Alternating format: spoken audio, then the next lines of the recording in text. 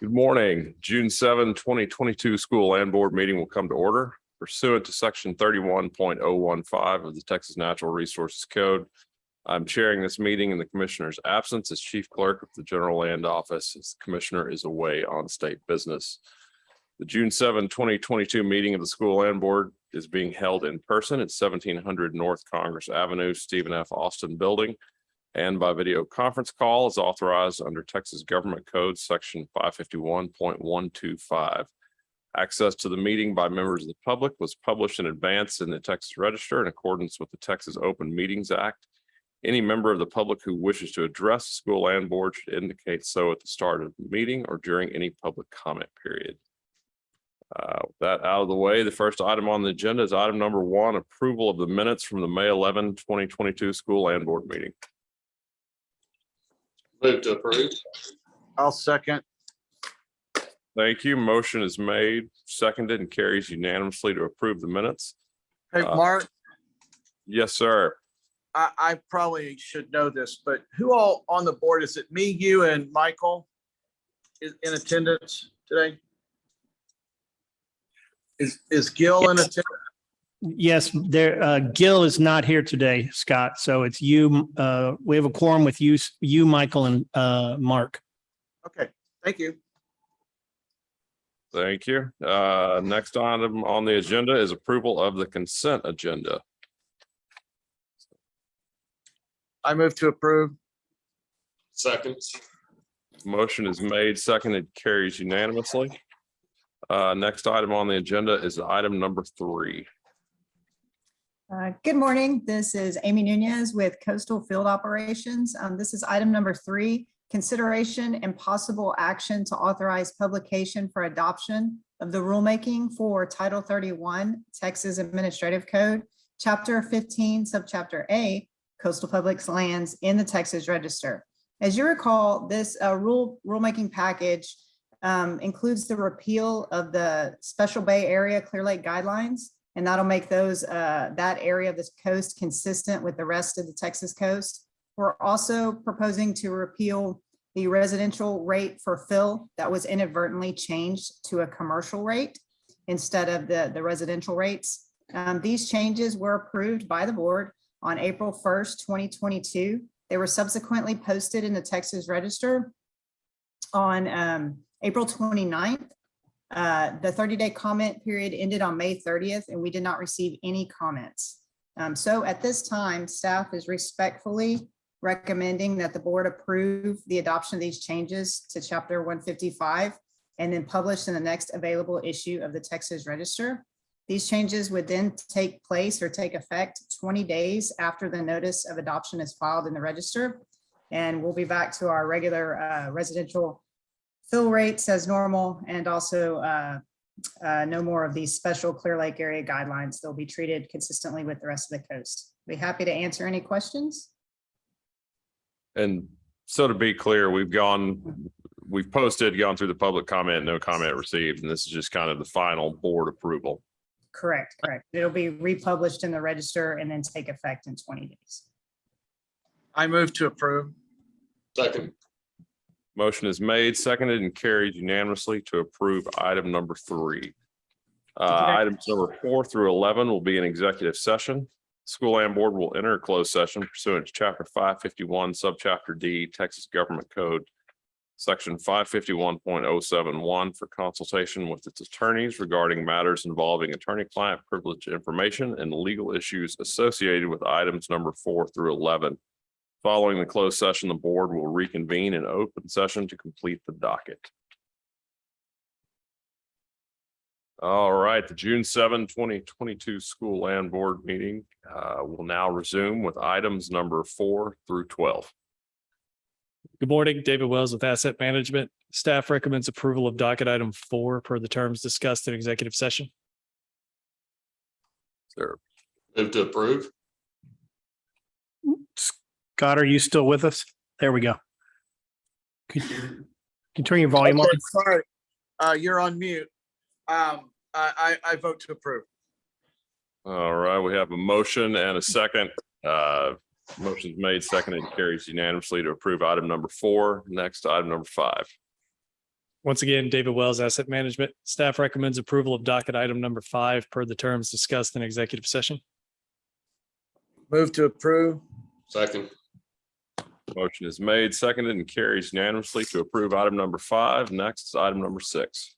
David Wells with Asset Management. Staff recommends approval of docket item number 6 per the terms discussed in executive session. Move to approve. Second. Thank you. Motion is made, seconded, carries unanimously to approve item number 6. Item number 7. David Wells with Asset Management. Staff recommends approval of docket item number 7 per the terms discussed in executive session. Move to approve. Second. Motion is made, seconded, and carries unanimously to approve item number 7. And we have item number 8. And finally, David Wells with Asset Management. Staff recommends approval of item number 8 per the terms discussed in executive session. Move to approve. Second. Motion is made, seconded, and carries unanimously to approve item number 8. Thanks. Thank you. I think we need to have you handle all of our agenda items. Next item is number 9. Good morning, Amber Long, Asset Management. Staff recommends approval of the disposition of PSF land for the terms discussed in closed session. Any questions? Move Question? to approve. Second. Thank you. Motion is Thank made, you. seconded, and carries unanimously to approve item number 9. Thank you. Next item on the agenda is number 10.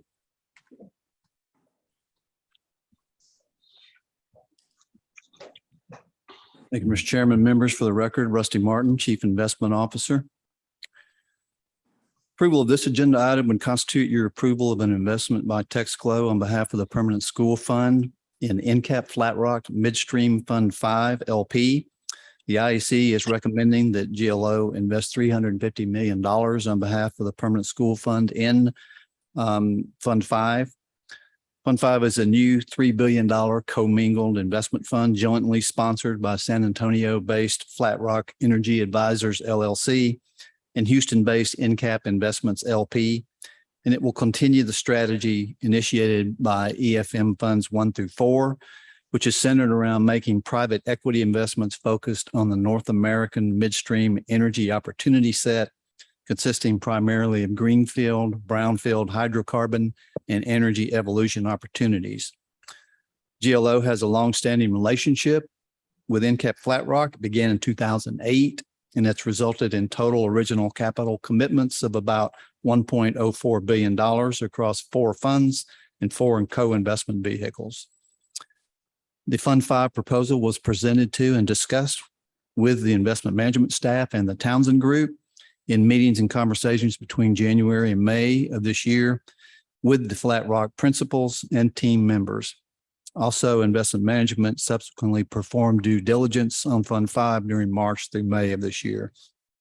In addition, Flat Rock principals and team members made a detailed presentation to the IEC in Townsend on May 11th. Following that presentation, the IEC voted unanimously to recommend the proposed investment to the school land board. 4 of the 5 members of the IEC were present and voted on the transaction. In conjunction with this ongoing discussion, review, and analysis, investment management staff worked with Townsend and legal counsel to ensure that the investment fits within the framework of the Texclo PSF investment policy statement and is in the best interest of the Permanent School Fund. Therefore, the IEC is recommending that the school land board approve the investment of $350 million in NCAP Flat Rock Midstream Fund 5 LP. I would also note that your approval of this transaction is, of course, contingent upon investment management's completion of the negotiation and finalization of the legal documentation associated with the proposed investments. I'm happy to answer any questions. Questions from the board?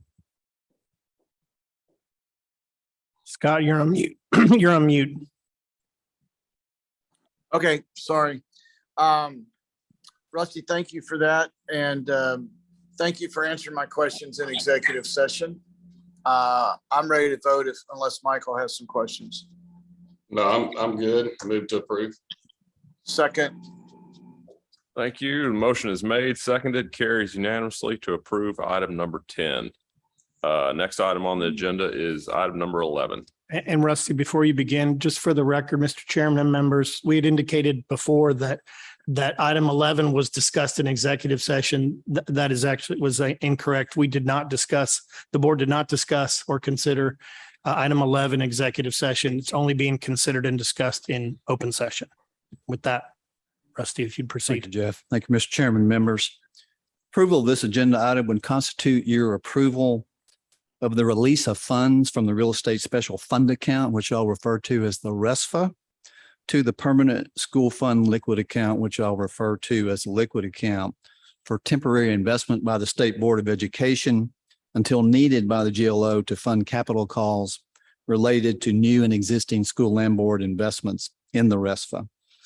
As you'll recall, House Bill 4388 in the 86th regular session created the Permanent School Fund Liquid Account. And the main purpose of creating that account was to provide for the temporary investment by the State Board of Education of money in the RESPA that was committed by the school land board to new and existing investments, but were awaiting capital calls by the school land board's external investment managers. The bill gives the SBOE the authority to invest money in the liquid account in liquid assets, to keep any investment income or realized capital gains from those assets, and to use funds in the liquid account to pay for the administrative costs associated with managing the liquid account. If you look at page 2 of your memo, you'll see a history of the releases. Since the account was created, the initial transfer was $3.9 billion, which happened on September 3rd of 2019. And subsequently, there have been several transfers to and from the liquid account for a total transfer net amount of $4.68 billion through November of last year. About $2.7 billion of the total amount released represents capital that has already been committed by the General Land Office to specific investments, but it has not yet been called by the associated investment managers. SBOE has invested the money released to the liquid account in a diversified portfolio of equity and fixed income securities. Currently, the market value of equities is about $2.6 billion. Market value of the fixed income securities is about $1.92 billion. And there's about $68 million held in cash at the state treasury. Since the inception of that account through March of this year, the fund has returned 1.68%. The state treasury yield on cash currently stands at about 0.80%. As provided by HB 4388, the SBOE has so far released about $176 million of income and realized gains from the liquid account into the PSF. The second table on that page details staff's estimates of our cash needs for the next 90-day period. We estimate that to be about $369 million. There's currently just slightly over $1 billion being held in the RESPA at the state treasury, and that balance is that high primarily because of high oil and gas prices, increased royalty revenues to the fund, and also significant amounts of investment realizations in the investment portfolio itself. We're estimating that approximately $405 million in revenue will be deposited into the RESPA during the period from oil and gas royalties, bonuses, and investment earnings. Thus, we're estimating that the cash balance at the end of the next quarter will be about $1.05 billion. The most recent value of our portfolio is $5.742 billion. So given our cash target of 5%, that would give us a current cash target of about $287 million. So given our projection of a $1.05 billion at the end of the next quarter, the amount that will be in the fund that will exceed our cash target is about $765 million. Therefore, we're going to recommend that you release $650 million from the RESPA to the liquid account and then retain the remainder to meet our anticipated cash needs during the period. We will, of course, continue to monitor that and come back to you again at the end of the next 90-day period. And keep in mind that if there ever is a point where the amount of cash that we have on hand is not sufficient to meet our capital call needs, we can request a return of money from the liquid account by SBOE, and they're required to do that within 5 business days.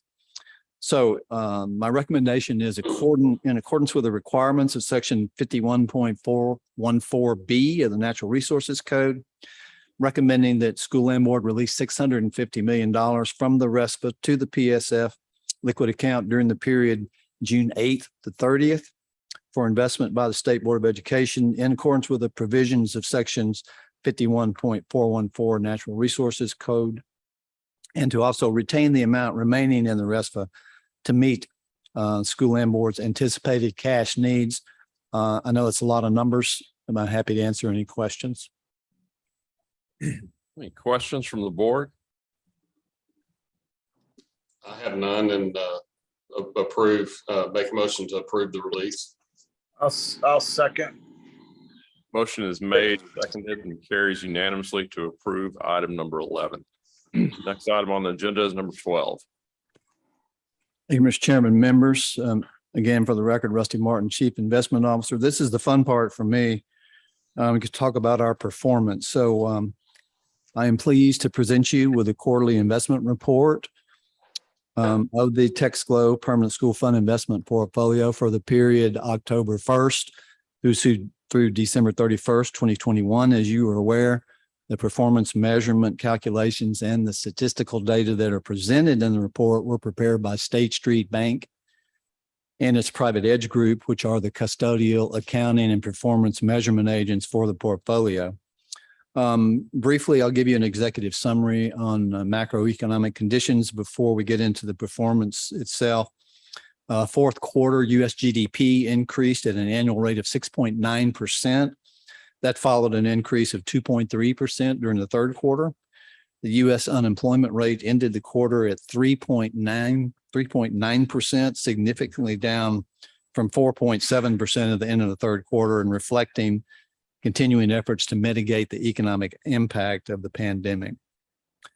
As far as the Fed is concerned, following a series of actions they took in March 2020 when they decreased their target Fed funds rate down to a range of 0 to 0.25%, they reiterated at their December 2021 meeting that they expect to maintain that target rate range until, quote, labor market conditions have reached levels consistent with the committee's assessments of maximum employment. Of course, we now know that they subsequently raised rates 25 basis points in March of this year, and then another 50 basis points in May.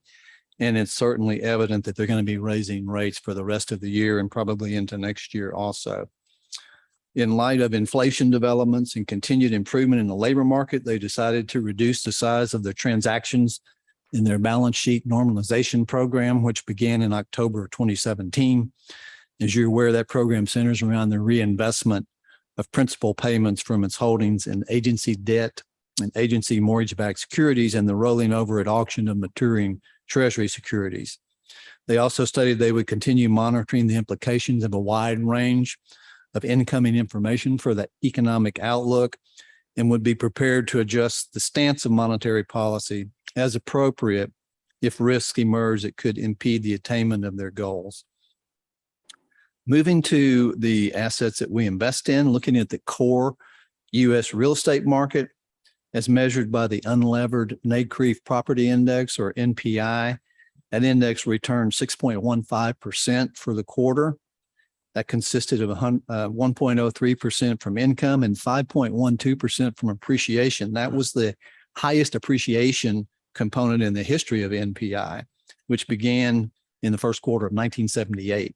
The trailing one-year return on NPI was 17.7%. Those increases were attributable to improved performance across all the property types, but particularly continued astounding performance of industrial warehouse properties. Industrial returns were up 13.34% in the fourth quarter. That's the highest return for industrial properties in the history of the NPI, and it's the highest return of all property types since the inception of the NPI.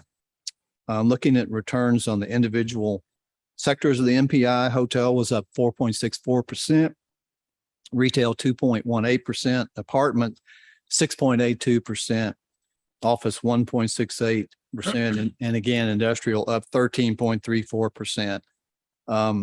Industrial was once again the best performing sector by far, and that's continued. That's due to continued strong performance in industrial warehouse space. Industrial has led all property types since the first quarter of 2016, so it's had a really strong long run. Moving to the energy sector, WTI spot oil prices averaged about $77.33 a barrel during the fourth quarter. They ended the quarter at $75.33, which was just a slight 0.2% increase from the third quarter. However, an ending price of $75.22 was up 56% from the year before. We know that oil prices reached the mid $80 barrel range in October, but they decreased material in December as the COVID Omicron variant spread across the world, significantly curtailing oil demand expectations. Of course, now the price is back up around $120 a barrel. OPEC Plus maintained its approximately 400,000 barrel per day quota increase during the quarter, but many members are continuing to struggle to ramp up production, and total spare capacity questions have become somewhat of a concern for oil markets. As a note, December marked the 5th anniversary of the first meeting of OPEC Plus. That was in December of 2016. It's already been 5 years. And as you'll recall, that brought OPEC, Russia, and 9 other oil-producing nations together, ostensibly to help coordinate supply. As far as natural gas is concerned, Henry Hub spot prices averaged $4.75 per million BTUs during the quarter. It ended the quarter at $3.82. That was a 32% decrease from the third quarter. However, gas prices were up over 100% from a year earlier.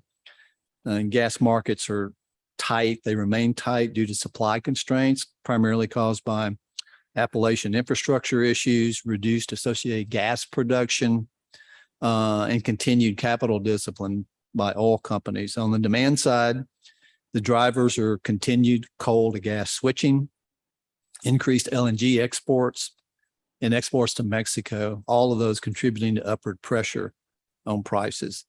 As we know, escalating geopolitical tensions are contributing to material higher gas prices and LNG exports in the near term. Medium to long-term fundamentals remain strong as the world continues to transition to cleaner sources of fuel. Moving to page 2 of the report and talking about the actual performance measurement of the portfolio for the period. In a word, the performance was outstanding, even above outstanding. At the end of the period, the total net asset value was $5.742 billion. 95% of that was investments, and 5%, right on target, was cash equivalent investments at the state treasury.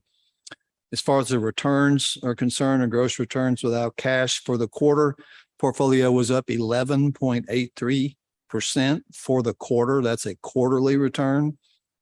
The benchmark was up 4.39%. So outperformed the benchmark by 744 basis points. The real estate sector of the portfolio was up 12.39%. Infrastructure was up 7.05%, and energy was up 14.91%. Again, those are returns just for the quarter. Looking at the 1-year return, I'm happy to say that we achieved the highest 1-year return in the history of the program, which is around 17 years. Our 1-year return was 34.46%. Let me repeat that.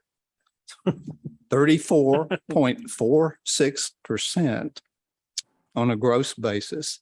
The net was just under 30%. That's versus 14.94% on the benchmark. So an outperformance of almost 2,000 basis points over the benchmark. The 1-year sector returns for the portfolio, again, outstanding numbers. Energy was up, the energy portion of our portfolio was up 61.1%. Infrastructure, 15.47%. Real estate, 29.13%. Some just incredible numbers. And I'm happy to say that all the metrics for every measurement period are over the benchmarks. 3 years at 9.03 versus 802 on the benchmark. 5-year return, 10.51 versus 732 on the benchmark. And the 10-year average annual return, 13.56% versus 8.25 on the benchmark. As you know, the investment policy return is a 5-year net of fees return.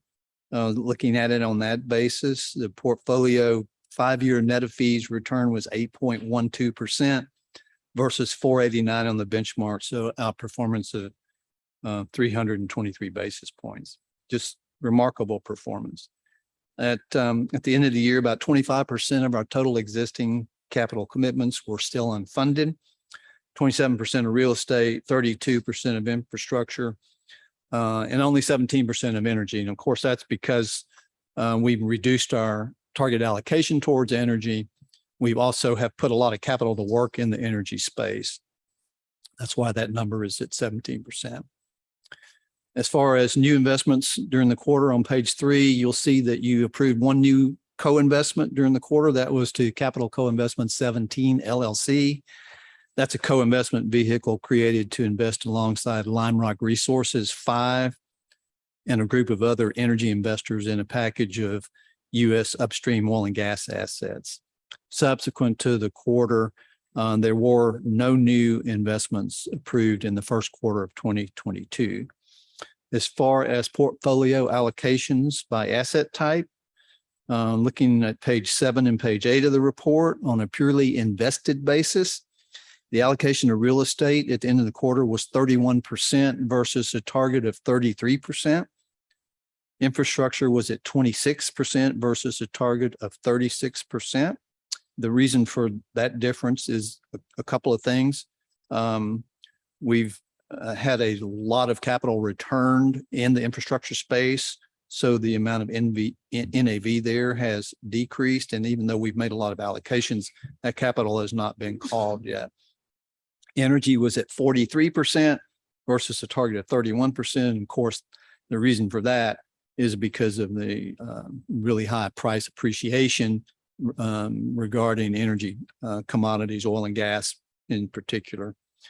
The targets reflect the targets that were adopted by you in April of last year. They're designed to reduce exposure in the portfolio to extreme levels of volatility in the energy sector going forward. I think we're achieving that. Over time, the actual allocations will become more aligned with the policy allocation targets as you make new capital commitments in the various sectors and as more capital becomes funded. Shown on page 8, you can see the real estate allocations on an invested plus unfunded commitments basis. And on that basis, real estate was at 30%. Infrastructure was at 32% versus a 36% target. So you can see the effect of all the unfunded commitments there on the infrastructure space. And energy was lower at 38%. As far as geographic diversification is concerned, pages 11 to 12, currently our allocation to the U.S. is 94% of the portfolio compared to a target of 90%. International allocation is around 6% compared to a 10% target. And of course, those shift over time also. And finally, on in manager exposure on page 13 to 14 of the report, as you can see on a purely invested basis, portfolio is well diversified across a platform of 25 different investment managers. The investment policy statement limits the exposure to any one manager to no more than 20% of the total portfolio. At the end of December, all of our exposures are well within that range. The top 5 highest exposures are to InCap Energy at 12.45%, USAA Equity Advisors, 12.14%, Lime Rock Resources, 10.72%, Macquarie Infrastructure Partners at 9.46%, and Clarion at 6.22%. Co-investment vehicles are grouped by manager and presented separately. The highest grouped co-investment exposures at the end of the year were First Reserve at 5.53%, Intervest at 2.84%, and BlackRock at 2.81%. That concludes my presentation. This is a non-voting item, but I'm happy to answer any questions you may have. Thank you, Rusty. Any questions from the board? I would just say, based on those numbers, pat yourself on the back a lot. Yeah, Well, that's a team effort, Scott. and I appreciate that, but it's my team. It's the board itself. It's the IAC. It's the advisors. It's everybody that's involved. So congratulations to everybody. yeah, great job. Great job. I just, so can you predict those returns to continue for this year? Or you just annualize that quarter and go home? I would say I hope they get even better in the next quarter, but I make no predictions whatsoever with regard to investment returns. We just need 10% more every quarter, Rusty. Yeah, That was a joke. yeah. Well done. Thank you. Thank you, Rusty. And I do want to echo the sentiments and say thank you to the board for their continued oversight and time spent managing this. And many thanks to you and your team. It's been an excellent return. Thank you. Appreciate it. I believe that was a non-voting item. So there being no further business for the school land board, the meeting is adjourned. Bye. Take care.